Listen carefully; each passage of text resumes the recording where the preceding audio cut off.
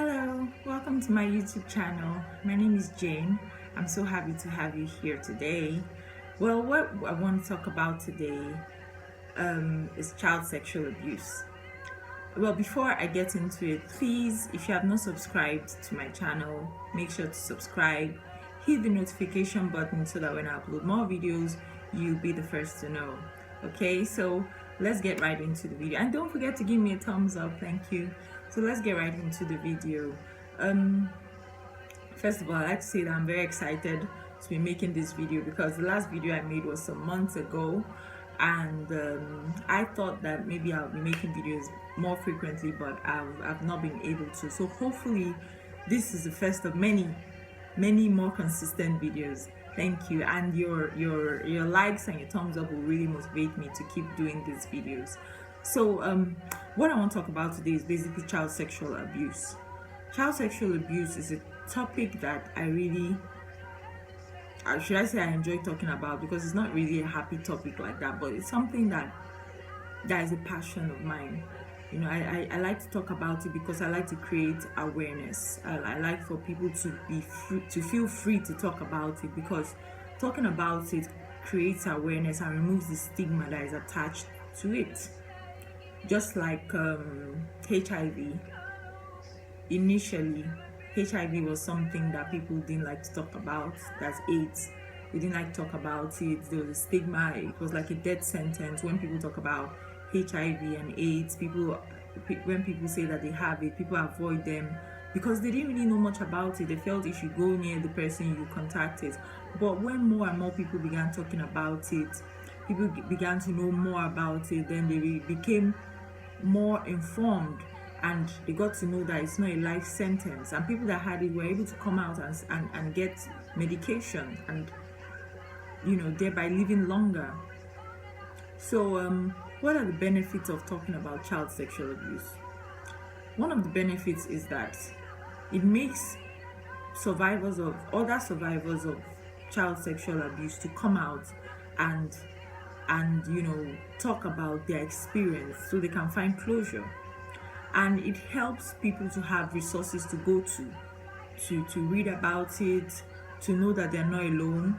Other people have gone through this, and to know the steps to take in order to come out of it, come out of the effects that the trauma had on them. Okay, so that's one benefit of talking about child sexual abuse. Another benefit, like I already said, is to remove the stigma attached to it, so that more people can talk about it. And I believe this will reduce the statistics of more and more children that are being abused on a daily basis.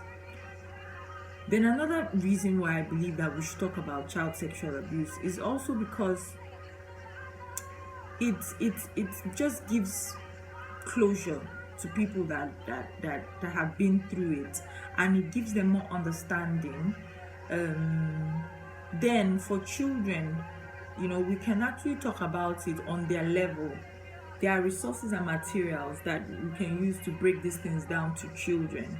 So when you talk about child sexual abuse to children, it helps because then they're able to understand what exactly happened to them, or what exactly they're being groomed for by a perpetrator. Is it perpetrator? Sorry, perpetrator. Yeah. So that, having said that, it really does help to talk about child sexual abuse. Creating awareness is something that I like to do. I like to post images, captions about it, let people just see it on their timelines all the time, and when children are aware of this, it helps to prevent it. It helps to prevent it because I heard of a story trying to encourage people to use the right words in teaching children about their private parts. Okay, so the story, the post said, instead of telling children pee-pee, like boys, tell them penis. Instead of telling girls cookie, tell them vagina. That they are not bad words. Because what happened to a little girl was that she went to her teacher, and she told her teacher that her uncle is always saying that he wants her cookie. He wants to touch her cookie or something like that. And the teacher was like, yeah, it's good to share. Share your cookie. It's good to share. But she didn't understand that her mom or someone had taught the little girl that her vagina is called cookie. So she was trying to tell the teacher that her uncle wanted to touch her vagina. And the teacher didn't understand and encouraged her to share her vagina with her uncle. That just sounds horrible. Yeah, but that was what happened. But if she was informed or taught the right words, she would have gone straight to her teacher and said, my uncle said he wants to touch my vagina. And the teacher would have said, no way, and she would have taken it up and reported the case to the police, and the uncle would have been arrested. Something like that. Okay? But because she was being shielded from these dangerous words, she was not able to report the case to her teacher effectively. What happens is that children do not understand these things because they're children. They're not supposed to understand sex. They're not supposed to understand these things. That's why it's called abuse, misuse. They're not using it for what it was meant to be used for. So, but somehow they are able to know that what's going on is not supposed to go on. This is not correct because something inside just sets off an alarm in a little child that I don't think this is right. So I believe that was why that little girl went to her teacher to say, this is happening. So please, it's not easy. It's not easy, I have to say, to educate your children and use those words because, you know, it's been seen as bad and, you know, different, you know, things that have been attached to those words. But the truth is they are body parts.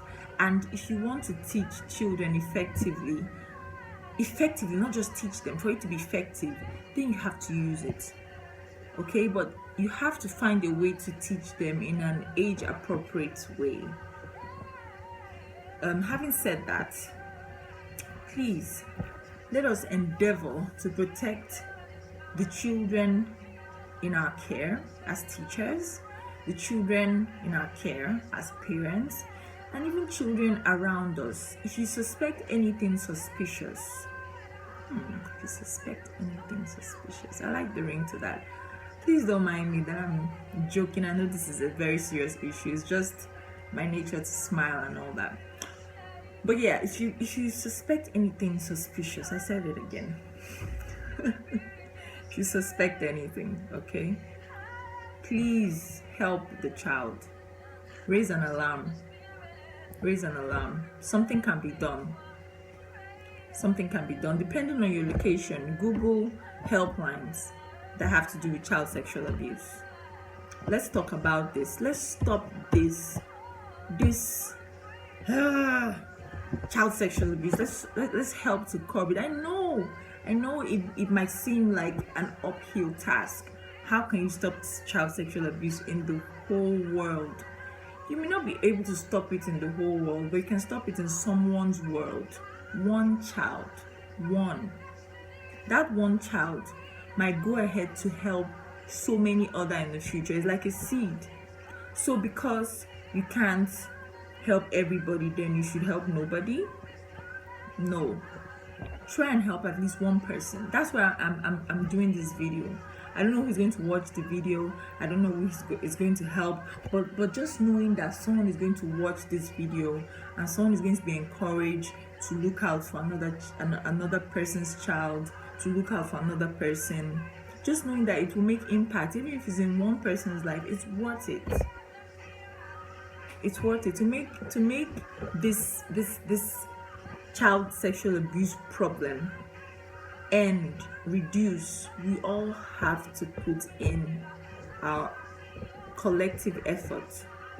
Okay, so please, I encourage you. Talk about it more on your social media. Talk about it. Look out for other children if you suspect anything suspicious.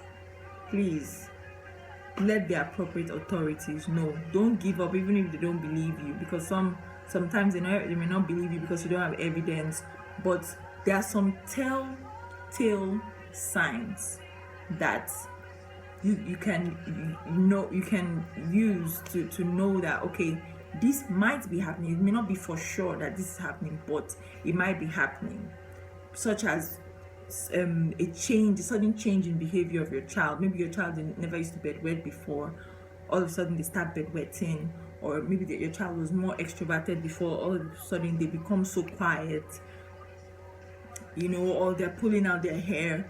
There are many symptoms which I hope to talk about in other videos, but for now, let's just create awareness. Let's talk about it. You don't have to do a video like this, because I know it takes a lot to do a video. It takes a lot. I mean, for some people it's very easy, but for some of us that have some level of shyness, it's not as easy. But I know as we go ahead and as I do more videos, it become easier. Okay, so yeah. Yeah, that's it. So please create awareness, talk about it. And in subsequent videos, I'll go into more details about things that I've read about child sexual abuse and possibly my own experience. So if you want to hear my experience, if you want to know more about child sexual abuse, then I encourage you to watch my videos, and one of these days I might just share my story with you. Okay, so have a great day, and stop child sexual abuse together. Let's stop child sexual abuse together. Once again, my name is Jane, and it's so good to have you on my channel. Please give me a thumbs up, share the video if you want. Please share the video. Subscribe to my channel and hit the notification button so that when I upload more videos, you'll be the first to know. All right, it's Jane here, and see you later.